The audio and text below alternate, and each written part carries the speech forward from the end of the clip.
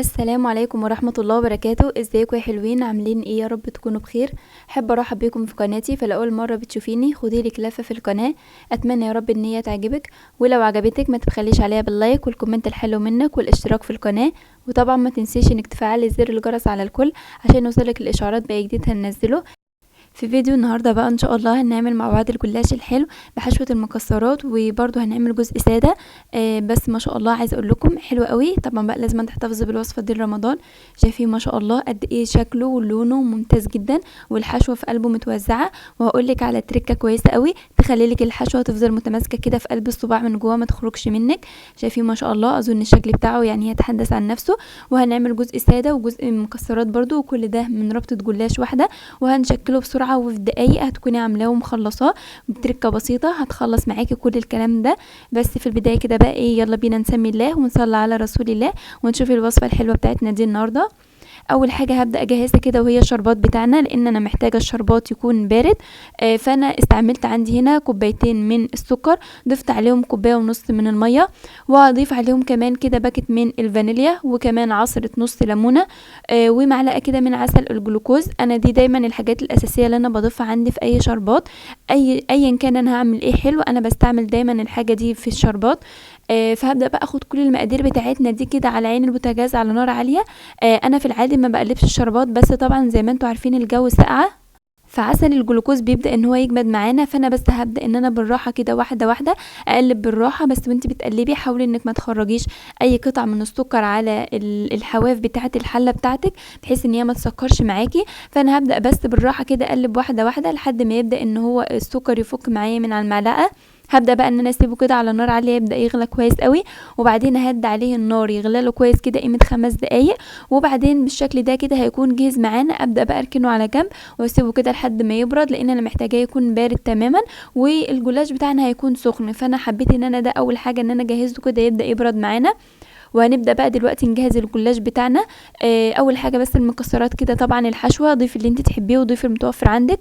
بس اي حشوه انت هتستعمليها ضيفي عليها معلقتين كده من الشربات اللي انت لسه عاملاه.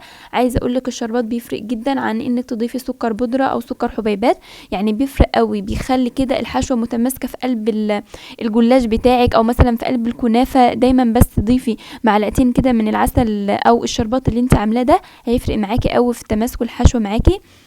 وطبعا بقى كنت مسيحه سمنه برضو. والجلاش بقى عايزه اقول لكم ان الرابطه دي عندي في التلاجة، يعني داخله لها في حوالي شهرين 3، ففيها بعض القطع كده اللي اتكسرت واللي نشفت. بس هاخد السليمه كده نعملها في المحشيه، واللي متكسره دي هنعملها في الساده كده بتكون عادي برضو.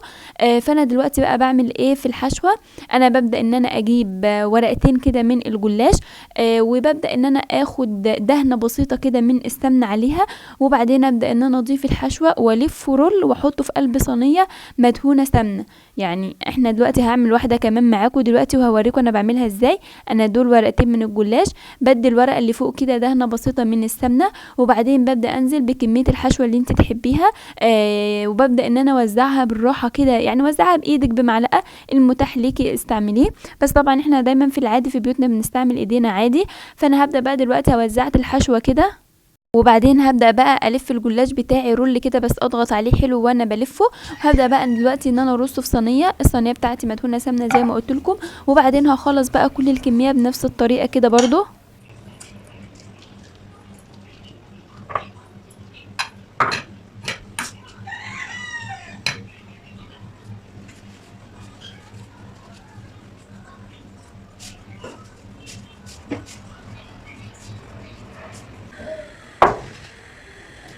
وخلاص بقى خلصت حشو كل الكميه اللي معايا وقطعتها بالشكل ده زي ما انتم شايفين.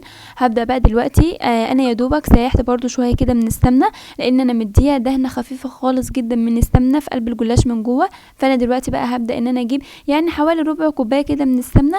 ابداي بقى انك تدهني الوش كويس قوي، يعني انا مش هستعمل كل كميه السمنه اللي قدامكم دي في قلب الطاسه. انا هبدا بس دلوقتي ان انا ادهن لحد ما ياخد المقدار المناسب ليه من السمنه.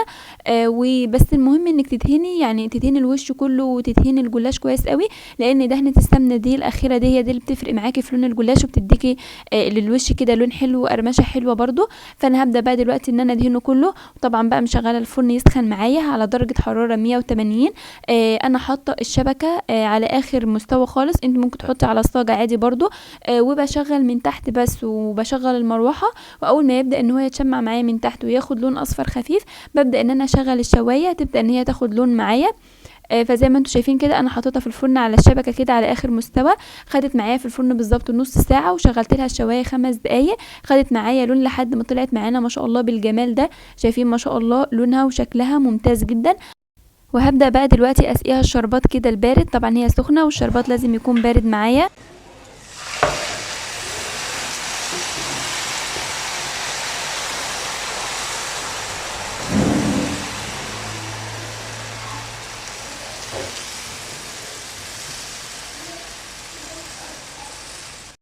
وبعد بقى ما سقيتها بالشربات كده هبدا ان انا اسيبها في قلب الصينيه كده. هي ما شاء الله شربت كل كميه الشربات، يعني مقدار الشربات دي لربطه الجلاش او حجم الصينيه دي ما شاء الله كانت حلوه قوي، طلعت شرباتها مظبوط كده وكويس. فانا هبدا بقى دلوقتي ان انا اسيبها كده في قلب الصينيه لحد ما تشرب كل كميه الشربات اللي معايا. ومن وقت للتاني كده ابداي بس انك هز الصينيه بالراحه، بحيث ان ايه يعني الشربات كده يتوزع معاكي في كل انحاء الصينيه، عشان كل الجلاش اللي معاكي يشرب كويس من الشربات. ما شاء الله شايفين شكله عامل ازاي، والحشوه من جوه متوزعه تمام قوي.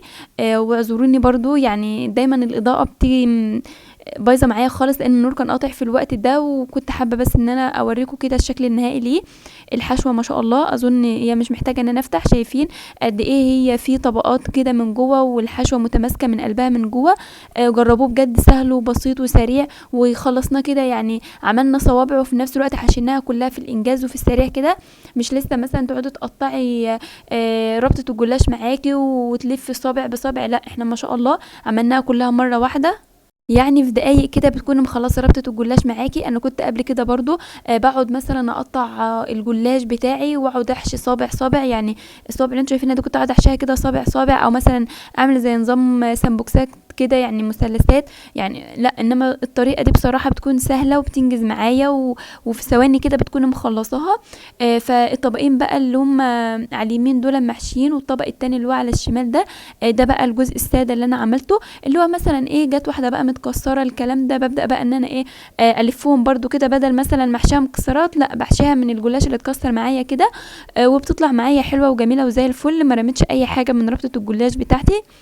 وخلاص بقى كده لحد هنا كده بيكون خلص الفيديو بتاعي معاكم. وخلصت الجلاش القمر كده، وصفة الجلاش القمر دي. واتمنى يا رب ان فيديو النهارده يكون عجبكم، واتمنى انكم تكونوا استفدتوا منه ولو بافكار بسيطه.